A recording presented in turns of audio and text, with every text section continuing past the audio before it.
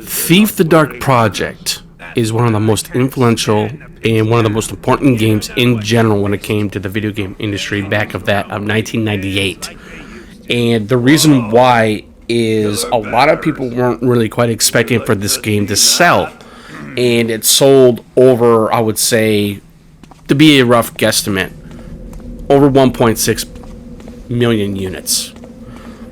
Now, like I say, it's just a guesstimate, and the reason why I was guessing that is because I'm sure that this game has sold more than that, but point being is that the reason why I say that it was one of the most influential games of its time, because it really initially was. And this game was a very interesting game as it is as well, too, because not just because of what this game does or what it entails. It has to do with, more importantly, there was a very unique thing that they added in a game like this.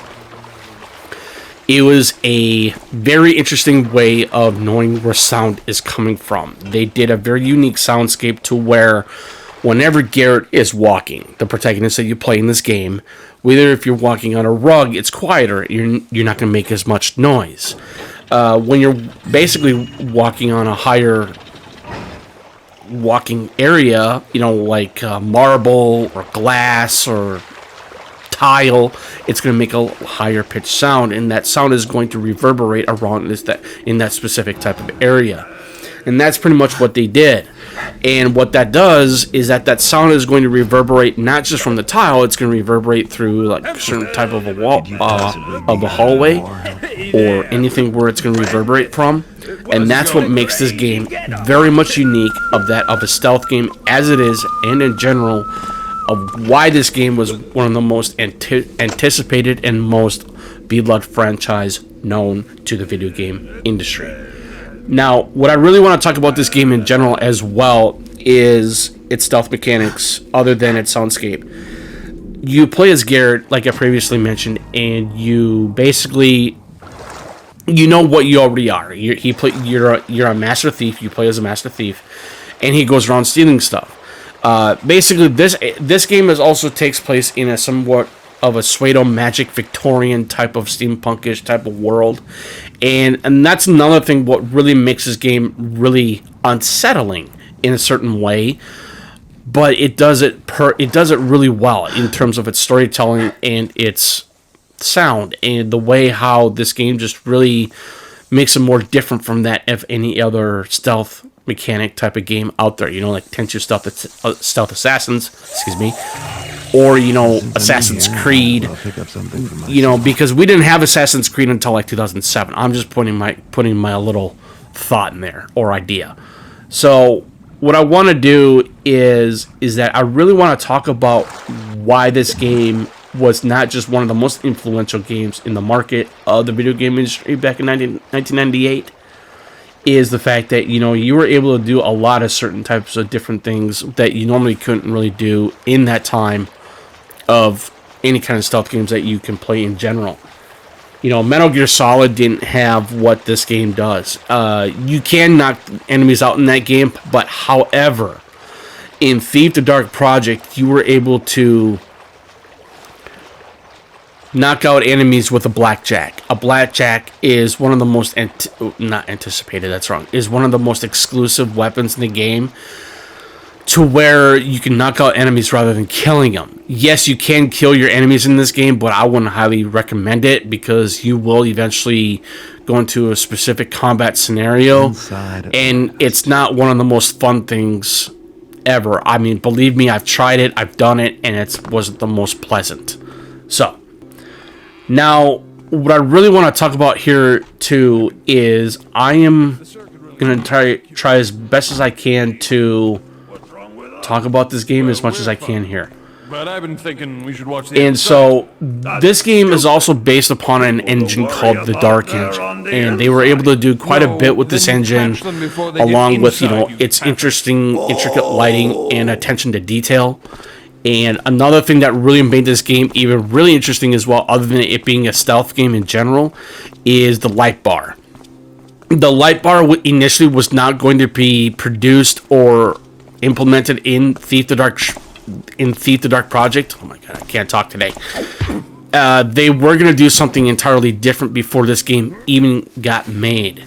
And then back in 1996, there was a game called Dark Camelot, and that was going to be an Arthurian world, steapunkish in a sort of way, where you're using nothing but swords, but it was going to be that of the same type of ilk of what the Dark Project was going to do in terms of its stealth mechanics and how you were able to get around on slinking by enemies rather than killing them or knocking them out. That's basically what that game was initially going to be. But they eventually ended up coming out with Thief the Dark Project. So they did a lot of changes. They did a lot of different implementations of what they wanted to do with that, and so they did. So I want to talk about a little bit about the mechanics of what made this game really interesting as well. Other than using the blackjack, you have your water arrows, which you were able to distinguish certain types of light, which are that of fire torches. That's really cool. They also had some really interesting arrows called the rope arrows. You were able to latch the rope arrows onto a specific type of platform or wooden space and climb up to where you can get specific types of goodies and vice versa. So there was a little bit of parkour element within the game, but not like very parkour to what Assassin's Creed does. But however, what made this game even more interesting though too, basically you're playing a little bit kind of like Batman. Batman has smoke bombs. You have all these different types of tools that you can do, especially when you're playing a stealth type of game or character, like Garrett is, right? So that makes sense. So now what I want to also discuss here is they did a lot of really interesting technological achievements, which made it more interesting in terms of, like I say, it's lighting structure. It's not volumetric lighting, because this game didn't have any volumetric lighting. So my apologies on that. They also did, they introduced a light and sound system with the stealth gameplay mechanics in this game as well. As I previously mentioned, you were able to make certain types of sounds. Like I said, it was going to be able to reverberate around in a specific set type of area. That's another really cool thing. And they had a game called Thief 2014, which came out in 2014. That game had a lot of dumbed down type of issues. And what I mean by that game did not have any type of soundscape, none whatsoever. They really dumbed it down, and that really pissed me off. And, I literally wanted to like that game a lot. I played the game twice, but however, it just did not appeal to me from what the original series did. And they completely, and what I mean by dumbed down, they completely basically took out the whole entire soundscape system in Thief 2014. No, they really did. They actually really did do that. And I'm just like, why would you do something like this? Because, that's what made the original Thief game so successful. And that's what made them so good. Not just because of its environmental storytelling or its soundscape or the storytelling itself, like the main story of the game itself. And that's what made these games even more unique and robust in a very sort of different type of way. And I like that. And so I'm not going to talk about 2014 anymore, Thief, anyways. Basically, what it combined a little bit of a first-person shooter mechanic because, obviously you play Thief the Dark Project in a first-person mode. You can't switch between third-person and first-person, but you were able to do that with Thief Deadly Shadows. You don't switch third-person to first. So I thought I'd bear that in mind. They also had a little bit of a somewhat development type of hell in a sort of way, and their initial plans were going to be focused on stealth, and they eventually were able to do that with Thief the Dark Project. And then they want to basically have it to being a main focus on avoiding confrontation. So basically, this game, Thief the Dark Project, is more based on any types of evasion. You know, you have suspicion and then high chaos in a sort of way. And that's what they pretty much did with this game. And I think that's what made this game even more interesting of that type of gameplay style. And it works because I really love the way how Thief the Dark Project was able to just maintain a good, proper balance on that. And I think that's one of the most important things, especially in a game like this, of that old school. And, you know, I'm a very old school person myself. I do like the new stuff that we are getting today. But however, when it comes to old school games like Thief the Dark Project or Thief 2 or Thief Deadly Shadows or Quake or Doom and all that, I love the old school stuff. That's usually where it's at most of the time for me. Sometimes, but not all the time. But I'm just veering off topic and sharing my thoughts on that. But overall, basically, this game was a first-person sneaker, essentially. And so that's another thing I think a lot of people weren't really thinking that this game was going to sell. But when this game initially came out and released, it sold amazingly well. It sold very well. And hence the reason why they were able to make a sequel to it known as Thief 2 The Metal Age, which I believe came out in 2002. And then in 2004, they were able to make Thief Deadly Shadows. Thief 2, The Metal Age, and Thief Deadly Shadows were made by Ion Storm, or were picked up by Ion Storm, because when Looking Glass Studios went defunct back in, I believe it was way before, it was after Thief, or before Thief 2, The Metal Age came out, and all I can say is that I'm very sorry for this company because they did such an excellent and amazing job of what they wanted to do, and it shows. So now I would say the game was basically a commercial success. It was it was one of the most, like I said, it was a very heavy influence on in much later stealth games, you know, like Tenchu Stealth Assassins. You know, it was much more older school than this game, obviously. But, you know, that game had a lot of influential on Thief the Dark Project, and, you know, much like Metal Gear Solid or any other games in general that were able to implement stealth mechanics in those games too. And so I think that's another thing why I really love this series as a whole. Not just of what these games do, but it's amazing what the story is like in these games. And what I love about these games in general, I really think that it's one of the most important things to know that, you know, we do need stealth games like this again in this modern day of gaming, either if you're on PC or on console, because I believe that when it comes to stealth games in general, or games that have stealth mechanics in them, sometimes they're not always going to be that great. But as far as Thief the Dark Project is concerned, or Thief 2 The Metal Age, or Deadly Shadows, they just really had some really unique ways of implementing certain type of lighting and stealth mechanic in general. And I think that's what made these games so amazing. Sorry for that slight pause.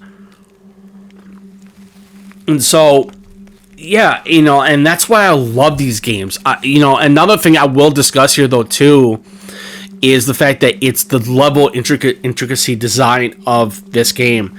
The level of intricacy of Thief the Dark Project specific, other than Thief 2 or Deadly Shadows, is that when you further progress into the story, you know, you'll have like a certain type of level to where the level is going to be like flipped around a little bit. You know, you'll still be able to maintain your first person focus, but you are able to, like I say, the whole entire level is going to be flipped around, or sometimes it'll be like very cone shape in a way.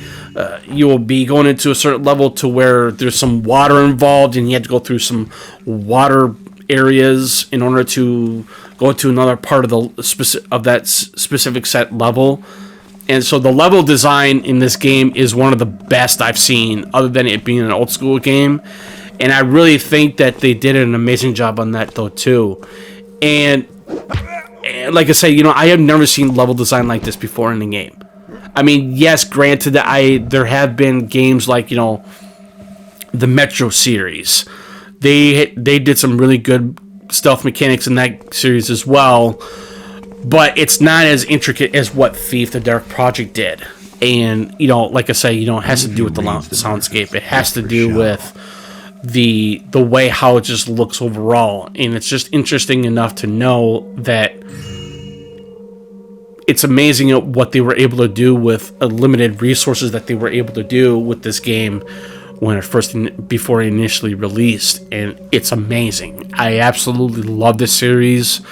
And what I will want to talk about here too as well is the fact that what I love about this series is that I would really love to see an HD remastered or some sort of remake for the consoles. Now, granted, I understand that they won't do it because, these were PC exclusive, especially the first two. Thief Deadly Shadows came out for the original Xbox and PC back in 2004. And that one was actually pretty critically acclaimed though too. A lot of people really enjoyed it. Some people didn't. But however, I really think that when it comes to these games in general and what they did is these games have gone down in history, in video game history, known as one of the best action stealth games ever made or in general. Because like I say, there are other games now that we have now today or back in the day, the Metal Gear Solid, Tenchu, any other games that are that of the stealth ilk, basically, or the genre itself. And I just feel like that, we need more games like this. I really do think that we need more games like this because there's a lot of emergent gameplay there. And I think that's another reason why I think the original Thief games really had a tumultuous advantage or influence on this genre. And like I said, it shows. Other than it being an old school game as it is, but it's amazing what a game series can do to achieve a better greatness of what you want to do and how you're going to be able to achieve it. And I think Thief the Dark Project in general did an amazing job. It really, really did. And I'm really, really hoping that they make other games like this in the not too distant future. But anyways, if you have any further questions or comments, please put them in the comment section below. I'll be more than happy to reply back. But anyways, you guys have a good rest of your day. Have a good President's Day on a Monday. And I will chat at you guys later. Peace. Is that you?